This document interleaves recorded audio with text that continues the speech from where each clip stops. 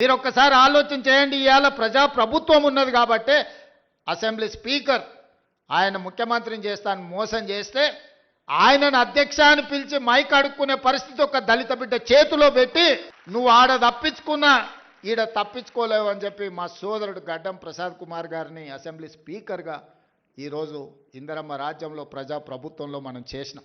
Arts college కానీ, ఉస్మానియా యూనివర్సిటీకి కానీ, లేకపోతే అంబేద్కర్ యూనివర్సిటీకి కానీ, రాజీవ్ గాంధీ ట్రిపుల్ ఐటీకి కానీ, హయ్యర్ ఎడ్యుకేషన్లో కానీ, విద్యా కమిషన్లో కానీ, ఎలక్షన్ కమిషన్లో ఇన్ని చైర్మన్ పదవులు, ఈరోజు ఈవెన్ లాలో కూడా పబ్లిక్ ప్రాసిక్యూటర్ నాగేశ్వరరావు గారిని దళితుడిని ఈరోజు పెట్టినాం. ఇప్పటివరకు స్వతంత్రం వచ్చినప్పటి నుంచి ఏ రోజు కూడా ఒక దళితుడికి అవకాశం రాలే. ఇన్ని ఎస్సీ కార్పొరేషన్ ప్రీతం సార్ అది. సో నేను అనేది ఏంటి అంటే ఇవన్నీ కూడా కులం ఒక్కదాంతోనే అవకాశాలు రాలే. వాళ్ళు చదువుకున్నారు కాబట్టి ఇవాళ అవకాశాలు వచ్చినాయి. వాళ్ళు విధించే ఏ శిక్షకైనా నేను మా ఉప ముఖ్యమంత్రి గారు సిద్ధంగా ఉన్నాము. మా ప్రభుత్వం, మా మంత్రివర్గం మొదటి సంవత్సరంలో 59,000 ప్రభుత్వ ఉద్యోగ నియామక పత్రాలు ఏ ఎల్బీ స్టేడియంలో మేము మంత్రులుగా ముఖ్యమంత్రిగా ప్రమాణ స్వీకారం చేసినామో అదే ఎల్బీ స్టేడియంలో వాళ్ళందరినీ పిలిపించి నియామక పత్రాలు వాళ్ళ చేతులకు అందించినప్పుడు ఆ పేదవాళ్ళ తల్లిదండ్రుల కళ్ళల్లో చూసిన ఆనందం జీవితకాలం గుర్తుంటుంది.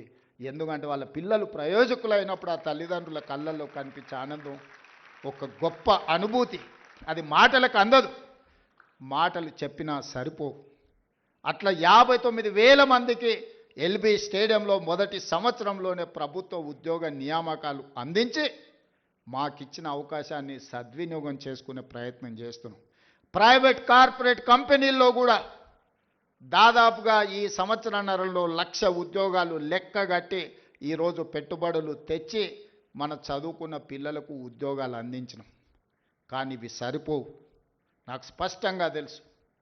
దాదాపుగా పబ్లిక్ సర్వీస్ కమిషన్ నమోదు చేయించుకుంటే నిరుద్యోగులు పట్టభద్రుల పైన చదువుకున్న వాళ్ళు 20 లక్షల మంది దాకా ఉన్నారు. మెరిట్తో చదువుకుంటే క్షుణ్ణంగా అవగాహన ఉన్నవాడిగా చెప్తున్నా.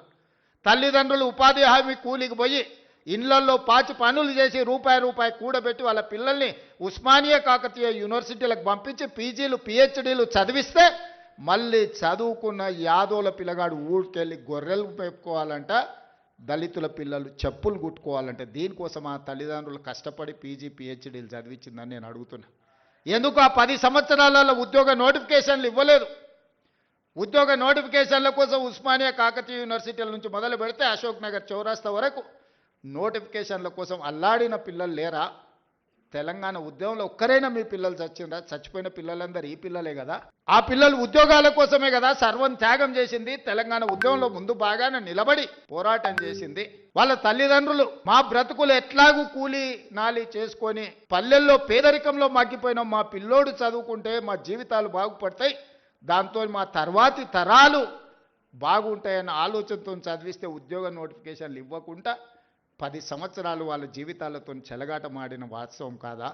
ఈరోజు నేను సివిల్ సొసైటీలో పనిచేసే వాళ్ళ తరఫున వాళ్ళు నన్ను కలిసి మాట్లాడినప్పుడు 23-24 సంవత్సరాల యువకుడు పోటీ పరీక్షలకు ప్రిపేర్ అవుదామని హైదరాబాద్కు వస్తే 10 సంవత్సరాలు నోటిఫికేషన్ లేకపోతే వాడి జీవితంలో 23-24 సంవత్సరాల నుంచి 35-36 సంవత్సరాల వరకు జీవితంలో నిలదొక్కుకోకుండా, పెళ్ళి లేకుండా, కుటుంబంతో ఉండకుండా ఈరోజు వాళ్ళ జీవితాలు కాలగర్భంలో కలిసిపోతుంటే ఆ తల్లిదండ్రుల దుఃఖం అనేది కుర్చీలో ఉన్నవాడికి ఉండాలి కదా. మీ కుటుంబంలో పార్లమెంటు కోడిపోతే 6 నెలలు తిరగకముందే ఉద్యోగం ఇచ్చుకున్నారు. మీ బంధువులను ప్రజలు తిరస్కరిస్తే ఎంబడెంబడే నామినేట్ పదవులు ఇచ్చుకున్నారు. మీ పిల్లలకి ఎప్పుడు ఉద్యోగాలు ఉండాలి, మీ పిల్లలకు పెద్ద పెద్ద ఫామ్ హౌస్లు ఉండాలి, మీరు ఆగర్భ శ్రీమంతులుగా బెంచ్ కార్లలో తిరగాలి. మేమేం వద్దంటలేం, మీరు లావిష్ లైఫ్ మీరు గడపండి, కానీ కనీసం మా పిల్లలకు పోటీ పరీక్షలు నిర్వహించాలన్న ఆలోచన మీకు రాలే. ఇవాళ మా ప్రభుత్వం వచ్చిన మొదటి సంవత్సరంలో ఆన్ రికార్డ్ నేను ఛాలెంజ్ చేస్తున్న, ఈ దేశంలో ఏ రాష్ట్ర ముఖ్యమంత్రినైనా, ఏ ప్రభుత్వమైనా, ఏ పాలకులైనా ఒక్క సంవత్సరంలో 59,000 ప్రభుత్వ ఉద్యోగాలు ఇచ్చిన ఎవరైనా ముఖ్యమంత్రి రాష్ట్ర ప్రభుత్వం ఉంటే